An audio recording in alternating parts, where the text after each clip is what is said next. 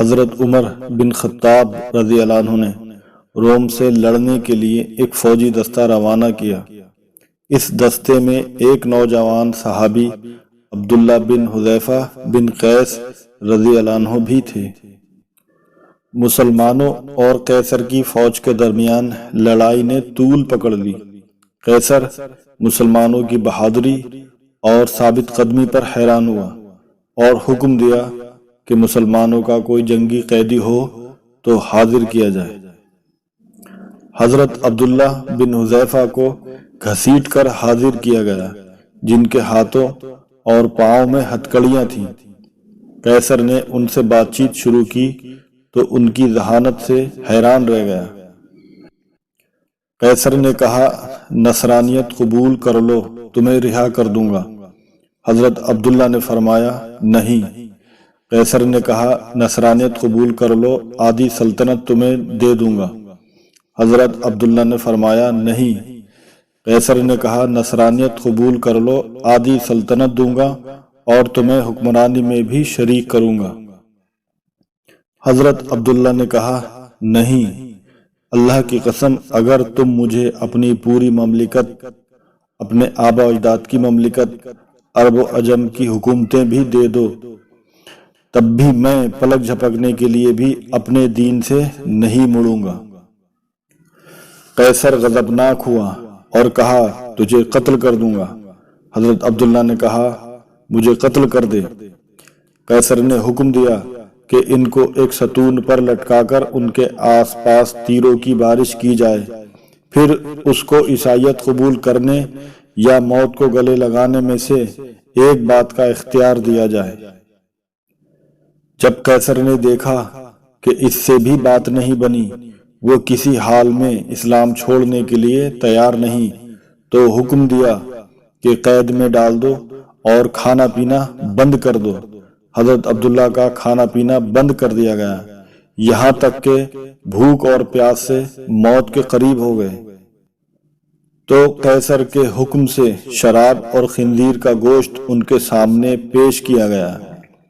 جب حضرت عبداللہ نے یہ دیکھا تو کہا، اللہ کی قسم، مجھے معلوم ہے کہ میں اس حال میں ہوں کہ جس کے لیے یہ حلال ہے، مگر میں کفار کو خوش کرنا نہیں چاہتا۔ یہ کہہ کر کھانے کو ہاتھ بھی نہ لگایا۔ یہ بات قیصر کو بتائی گئی تو اس نے حضرت عبداللہ کے لیے بہترین کھانا لانے کا حکم دیا۔ اس کے بعد ایک حسین و جمیل لڑکی کو ان کے پاس بھیجا گیا کہ ان کو چھیڑے اور فحاشی کا مظاہرہ کرے۔ اس لڑکی نے بہت کوشش کی، مگر حضرت عبداللہ نے اس کی طرف کوئی توجہ نہیں کی اور اللہ کے ذکر میں مشغول رہے۔ جب لڑکی نے یہ دیکھا تو غصے سے باہر چلی آئی اور کہا، تم نے مجھے کیسے آدمی کے پاس بھیجا؟ میں سمجھ نہ سکی کہ وہ انسان ہے یا پتھر۔ اللہ کی قسم، اس کو یہ بھی معلوم نہیں ہوا کہ میں مذکر ہوں یا مؤنث۔ جب قیصر کا ہر حربہ ناکام ہوا اور وہ حضرت عبداللہ کے بارے میں مایوس ہوا تو ایک پیتل کی دیگ منگوائی اور اس میں تیل ڈال کر خوب گرم کیا گیا اور حضرت عبداللہ کو اس دیگ کے سامنے لایا گیا اور ایک مسلمان قیدی کو زنجیروں سے باندھ کر لایا گیا اور ان کو اٹھا کر اس ابلتے تیل میں ڈالا گیا، جن کی ایک چیخ نکلی اور دیکھتے ہی دیکھتے ان کی ہڈیاں الگ ہو گئیں اور تیل کے اوپر تیرنے لگیں۔ حضرت عبداللہ یہ سارا منظر دیکھ رہے تھے۔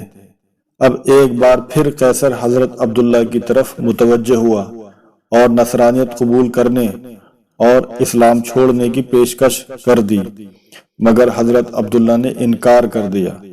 قیصر غصے سے پاگل ہونے لگا اور حکم دیا کہ یہ دیگ میں موجود تیل اٹھا کر حضرت عبداللہ کے سر پر ڈال دی جائے۔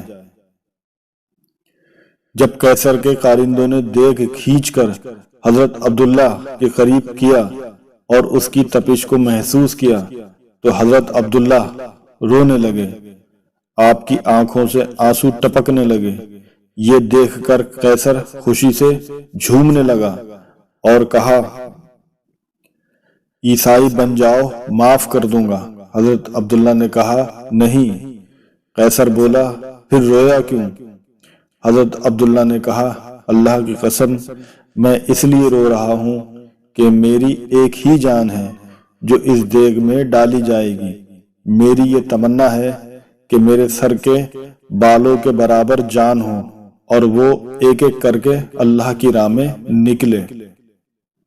یہ سن کر قیصر نے مایوسی کے عالم میں حضرت عبداللہ سے کہا کیا یہ ممکن ہے کہ تم میرے سر کو بوسہ دو اور میں تمہیں رہا کر دوں؟